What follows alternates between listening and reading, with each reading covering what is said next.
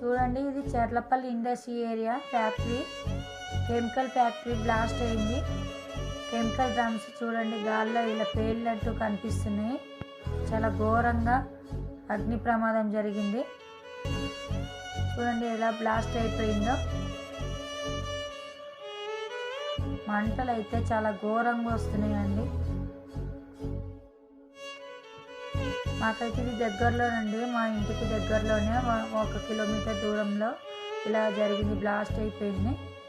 చూడండి, ఇవి మంటలు ఆర్పేసేందుకు ఎంత ప్రయత్నించినా కానీ చాలా ఎక్కువగా వస్తున్నాయండి. చాలా ఘోరంగా ఉన్నాయి మంటలు అయితే.